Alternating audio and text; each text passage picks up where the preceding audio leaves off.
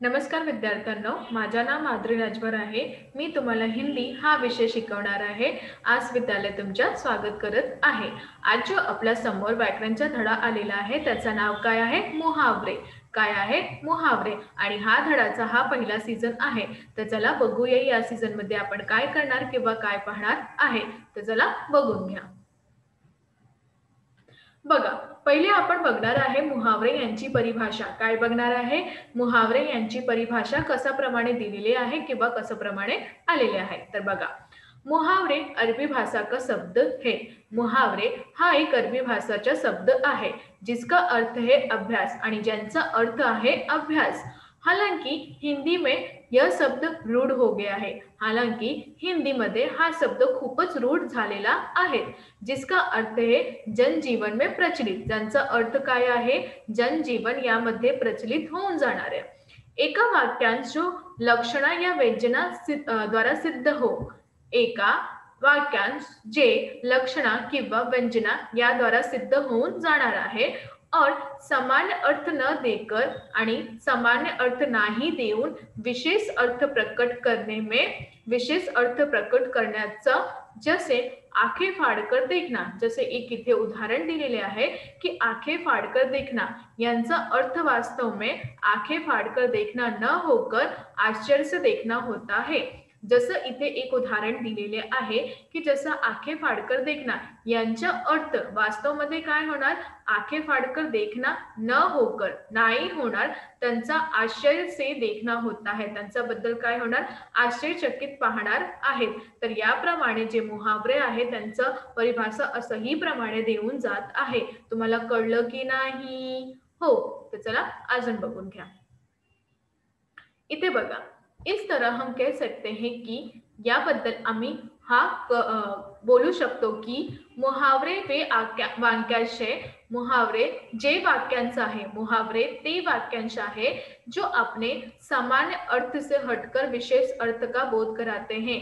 जे आपले सामान्य अर्थातून हटून विशेष अर्थांचा बोध करून देत आहे। कळलं? हो। आता यांची विशेषता आपण पाहणार आहे। विशेष बघा, जब वाक्य में मुहावरे प्रयोग किए जाते हैं, जेव्हा वाक्यात मुहावरे प्रकट करून जातात किंवा नीटप्रमाणे ऐकून घ्या, जेव्हा वाक्यात इथे बघा, जेव्हा वाक्यात मुहावरे यांचा प्रयोग करून जात आहे त्यांची क्रियाकर्ता आणि त्यांची क्रियाकर्ता व लिंग वचन कारक अनुसार परिवर्तित होऊन जात आहे। विशेषतः पुन्हा बघा तुम्ही, ज्या वाक्यात मुहावरे यांचा प्रयोग करून जात आहे आणि त्यांची क्रियाकर्ता ते मध्ये लिंग वचन कारक यांच्या अनुसार परिवर्तित होऊन जात आहे। जसे इधर उधर की हाकना, जसे काय आहे? इधर उधर म्हणजे इकडे आणि तिथेची हाकना।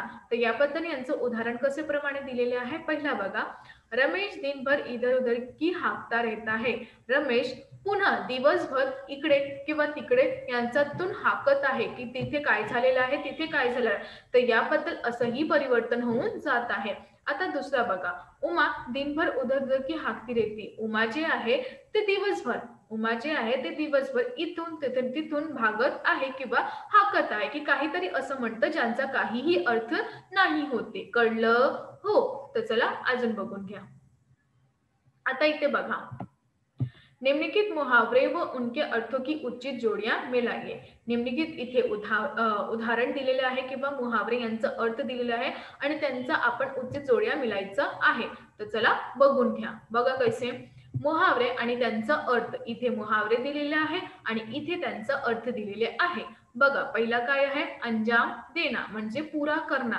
अंजाम देना म्हणजे काय होतं? पुरा करना। आणि दुसरा इथे आंख न उठाना, दुसरा काय आहे इथे? आंख न उठाना म्हणजे जरा भी न देखना, यांचा अर्थ काय आहे? जरा पण नाही बघितले। तिसरा कान खडे रहना म्हणजे सचेत रहना। कान खडे रहना म्हणजे कान उभे राहिला म्हणजे सचेत रहना। चौथा कान में गूंजना, सतत सुनाई देना। कान में गूंजना म्हणजे काय? सतत सुनाई देना। तर याबद्दल पाचवा तुम्ही बघणार, कान में पहुंचना म्हणजे मालूम हो जाना। सहावा खिलखिलाकर हंसना म्हणजे जोर से हंसना। खिलखिलाकर हंसना म्हणजे जोर से हंसना। सातवा खिसक जाना, दूर हो जाना, तिथून गया म्हणजे खिसक जाना। आठवा खून सवार होना म्हणजे किसी को मार डालने तक का उद्यत होना, कोणालाही मार डालण्याचं तक तक उद्यत होणार. तर याप्रमाणे हा जे मुहावरे दिले आहेत त्यांचा अर्थ असंही त्यांचं उच्च जोड्यातून गेलेले आहेत. कळलं की नाही? हो. तर चला अजून बघून घ्या. इथे बघा पुन्हा इथे 9वा खेळ करणं म्हणजे काम बिघडणं. 10वा गवारा न करणं म्हणजे स्वीकार न होना.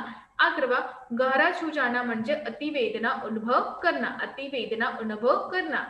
12वा गाठ से जाना म्हणजे हात से छूट जाना, गाठ से जाना म्हणजे हातून सुटून जाणार आहे. 13वा चरणों में झुकना म्हणजे अति विनम्र होना, चरणों यामध्ये झुकणं म्हणजे अति विनम्र होना. तर याबद्दल आता आपण दुसरा पाहणार. बघून घ्या. निम्नलिखित मुहावरे का अर्थ लिखकर उनका वाक्य में प्रयोग कीजिए. निम्नलिखित मुहावरे यांचा अर्थ लिहून त्यांचा वाक्यात प्रयोग करायचा आहे. तर चला बघून घ्या. पहिला काय हृदय में घुल जाना. पहिला काय आहे तुमचा हृदय यातून घुल जाना म्हणजे कोई बात अंदर तक पहुंच जाना. बघा पुन्हा प्रश्न दुसरा आपण बघणार आहे. निम्नलिखित मुहावरे का अर्थ लिखकर उन वाक्य को प्रयोग कीजिए. तर पहिला काय हृदय में घुल जाना म्हणजे कोई बात अंदर तक पहुंच जाना, कोणताही बातमी जे आहे ते आतमध्ये पोहोच जाणार. तर याबद्दल हा प्रश्न दुसरा झालेला आहे. आता आपण अजून बघणार आहे. बघा आता यांचं वाक्य काय होता की शिक्षक की बातें हृदय में घुल गई. शिक्षक यांची बातमी हृदयातून गेलेली आहे. दुसरा कान खडे रहना म्हणजे सचेत रहना. कान खडे रहना म्हणजे काय होता सचेत राहणं. याचं वाक्य आहे बापू के संदेश सुनने के लिए लोगों के कान खडे रहते हैं. बापू यांचा संदेश पाहिल्यानंतर किंवा ऐकण्याबद्दल लोकांचा कान जे आहे ते उभे आहेत. तिसरा हृदय पर दाग देना अमिट छाप पडना. हृदय यातून दाग देना म्हणजे अमिट छाप पडना. तर याबद्दल बापू सीख नहीं देते बल्कि हृदय पर दाग देते हैं. बापू हा आपल्याला सीख नाही देते बल्कि आमच्या हृदयावर छाप देऊन जात आहे. आता चौथा गवारा न करणं म्हणजे स्वीकार न पाना. गवारा न करणं आणि इथे स्वीकार न पाना म्हणजे मी बुरी बातों को गवारा नहीं करता. मी ज्या माझे बुरी बातते आहे किंवा बातमी आहे त्यांचा गवारे नाही करता. तर याप्रमाणे असंही परिवर्तन होऊन जात आहे. पाचवा तोल कर बोलना म्हणजे खूपच बहुत सोच समझ कर बोलना, खूपच विचार करून बोलते त्यांना म्हणतात तोलातून बोलना. तर वाक्य एक चालक व्यक्ती हमेशा तोलकर बोलता है. एक जे चालक व्यक्ती आहे ते सदैव तोलंचून बोलत आहे. तर याप्रमाणे असंही परिवर्तन होऊन जात आहे. कळलं की नाही? हो. तर चला अजून बघून घ्या. इथे बघा बातों में आ जाना म्हणजे बात पर भरोसा कर लेना. बातो म्हणजे बातमीला येणार तर बातातून काय करते भरोसा करणार. तर याप्रमाणे भोले भोले लोक आसानी से दूसरे की बातों में आ जाती है. जे खूपच भोळे होते ते आशानेतून दुसऱ्याचे बातमी पण घेते. इथे शिकार होना म्हणजे पीडित होना. शिकार होना म्हणजे काय होतात पीडित होना. तर आज लोग भ्रष्ट व्यवस्था के शिकार हो रहे. आज जे लोक आहेत ते भ्रष्ट व्यवस्था यातून शिकार होऊन जात आहे. इथे डोर हात में आना म्हणजे महत्वपूर्ण जानकारी मिळना. डोर हातातून आला म्हणजे महत्वपूर्ण जानकारी आपल्याला भेटलेला आहे. तर याप्रमाणे परीक्षा में अच्छे अंक प्राप्त करने के लिए डोर में हात आ गए. परीक्षा याबद्दल चांगले अंक भेटणं म्हणजे आपल्याला डोरातून हात आलेला आहे. आता इथे दीवार टूट जाना म्हणजे समस्या खत्म होना. दीवार टूट जाना म्हणजे काय होता समस्या खत्म होना. तर याबद्दल वर्षों से चली आ रही असमानता भेदभाव और छुआछूत की दीवार टूट रही है. वर्षो म्हणजे खूपच वर्षातून हा चाललेली असमानता किंवा भेदभाव यांची जे छुआछातचे दीवार आहे ते तुटून जाणार आहे. तर याबद्दल असंही परिवर्तन होऊन जात आहे. तर अजून काय आहे बघून घ्या. इथे बघा प्रश्न तीसरा रेखांकित वाक्यांश बदलकर कोष्टक में दिए गए मुहावरे से योग्य प्रयोग को करके वाक्य फिर से लिखिए. इथे जे कोष्टक मध्ये वाक्य दिलेले आहे त्यांचा मुहावरेला योग्य मुहावरे प्रयोग करून त्यांचा पुन्हा लिहायचा आहे. तर काय आहे शब्द पैर पकडना, चंपत होना, जान में जान आना, कमर कसना, ताता बांधा रहना. तर याप्रमाणे आता आपण पहिला पाहणार. मनोज को परीक्षा की तैयारी पूरी करने पर धीरज प्राप्त हुआ. मनोज यांना परीक्षेची पूर्ण तयारीबद्दल त्यांना धीरज प्राप्त झाला. तर याबद्दल यांचं उत्तर आहे मनोज को परीक्षा की तैयारी पूरी करने पर जान में जान आ गई. मनोज यांना परीक्षेची तयारी पूर्ण झालेली आहे त्याबद्दल त्याला जाण आली म्हणजे जाण्यात जाण आली. कळलं? हो. आता आपण दुसरा पाहणार. चोर ने अपने अपराध के लिए पुलिस से क्षमा याचना की. चोर यांनी आपल्या अपराधासाठी पोलीस यांच्यात क्षमायाचना केली. तर चोरने अपने अपराध केले, पोलिसे पेर पकड लिए. चोरने आपल्या अपराधासाठी पोलीस यांचा पेर पकडले. तर याप्रमाणे असंही परिवर्तन होऊन जात आहे. आता अजून बघूया, चला. चोर चोरी करके गायब हो गया. तर याचं उत्तर आहे चोर चोरी करके चंपत हो गया. चोर चोरी करून काय झालं, चंपत होऊन गेला. आता इथे बघा चौथा, राणी लक्ष्मीबाई अंग्रेजों के सामने करने के लिए तैयार हो गई. आणि इथे बघा राणी लक्ष्मीबाई अंग्रेजों यांचा सामना करण्याला खूपच कमर कसलेली होती. तर याप्रमाणे राणी लक्ष्मीबाईने अंग्रेजों से सामना करने के लिए कमर कसली गई. तर याप्रमाणे असंही उत्तर देत आहे. कळलं? हो.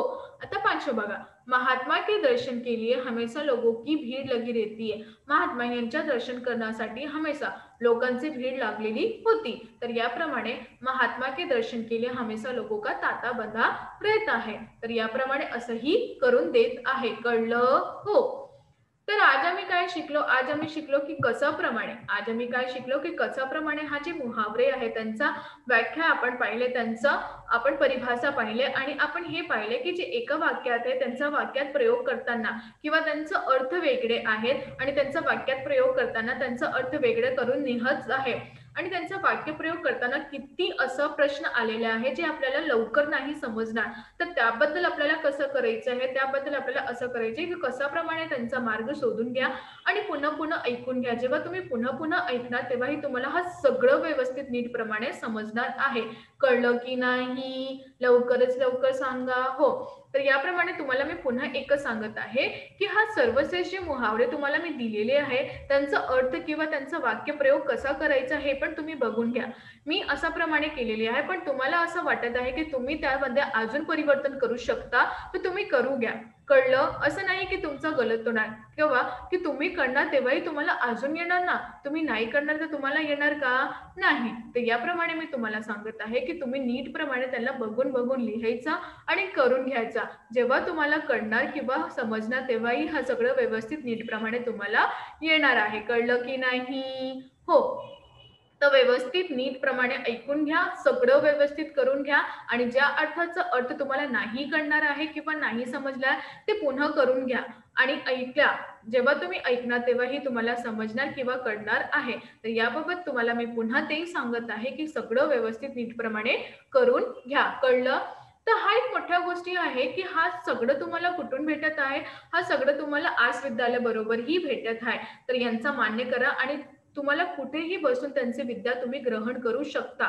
एकच विषयासाठी नाही, पूर्ण विषयासाठी तुम्ही यांचा मार्ग करू शकता आणि त्याचा जे तुम्हाला हा मार्ग दिलेला आहे त्यांच्यात उभार करून शकता. तर याप्रमाणे तुम्हाला मी पुन्हा सांगत आहे की नीट प्रमाणे सगळं व्यवस्थित ऐकून घ्या. जिथे जिथे तुम्हाला असं वाटतं की या परिभाषा किंवा याबद्दल आपल्याला नाही कळत आहे की एकदा नाही समजा तर तुम्ही पुन्हा करून घ्या आणि त्यांचा विचार शोध करून घ्या आणि त्यांच्यासाठी काही अजून लागणार आहे ते पण विचारून घ्या. कळलं की नाही? हो. धन्यवाद.